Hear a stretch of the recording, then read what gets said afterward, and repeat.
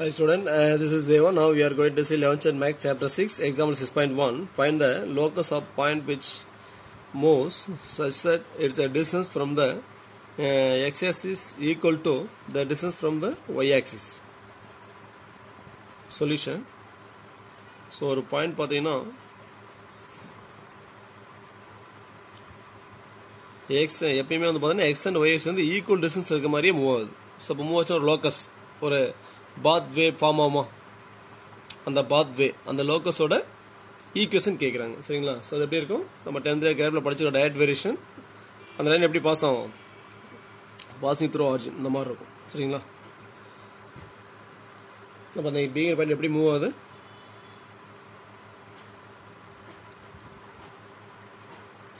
X axis and Y axis இருந்து equal distance இருக்க மாதிரியே மூவ் ஆகுது. சரிங்களா?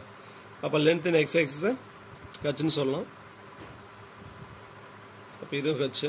லென்த் இன் ஒய் ஆக்சிஸ் பார்த்தீங்கன்னா கேன்னு சொல்லலாம். அப்போ இந்த டிஸ்டன்ஸ் நம்ம கே சொல்லலாமா? ஸோ இதை ஏ இதை பின்னு எடுத்துங்க. சரிங்களா? அப்போ இந்த லைன் என்ன சொல்லலாம், ஒய் ஈக்குவல் டு எக்ஸ்ன்னு சொல்லலாமா? Solution. Let P of customer K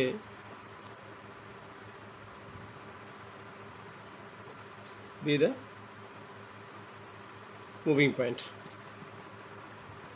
Given அந்த பாயிண்ட் எப்படி மூவ் ஆகுது, எக்ஸ் அண்ட் ஒய் ஆக்சிஸ் இருந்து ஈக்குவல் டிஸ்டன்ஸ்ல இருக்க மாதிரி எக்ஸ் ஆக்சிஸ்க்கும் ஒய் ஆக்சிஸ்க்கும் ஈக்குவல் டிஸ்டன்ஸ் இருக்க மாதிரியே மூவ் ஆகுது. சரிங்களா? அப்போ P equal to P P. So அப்போ பி என்ன சொல்லலாம், கேன்னு சொல்லலாமா? பி என்ன length in Y axis, Y ஆக்சிஸில் டிஸ்டன்ஸ் கேன்னு எடுத்துக்கிட்டேன், P P length in X axis. So அப்போ இந்த டிஸ்டன்ஸை நம்ம ஹச்சுன்னு சொல்கிறோம். சரிங்களா? ஸோ அப்போ therefore the locus of P of h, K is K க்கு பதிலாக y, h க்கு x சப்ஸ்டிட்யூட் பண்ணிடுங்க. அப்போ therefore y equal to x. So அப்போ ஒரு பாயிண்ட் பார்த்தீங்கன்னா எக்ஸ் அண்ட் எக்ஸ் ஆக்சிஸ்க்கும் ஒய் ஆக்சிஸ்க்கும் ஈக்குவல் டிஸ்டன்ஸ் இருக்க மாதிரி மூவ் ஆகுது அப்படின்னா, ஸோ அந்த பாயிண்ட் வந்து பார்த்தீங்கன்னா ஒரு லோக்கஸ் ஒரு பாத் வே ஃபார்ம் ஆகுமா, இது அந்த பாத் வே. சரிங்களா? ஸோ அப்போ அது ஈக்குவேஷன் எப்படி இருக்கும், y ஈக்குவல் டு எக்ஸ் அப்படின்ட்டு இருக்கும். புரியுதுங்களா? தேங்க்ஸ் ஃபார் வாட்சிங். நன்றி, வணக்கம்.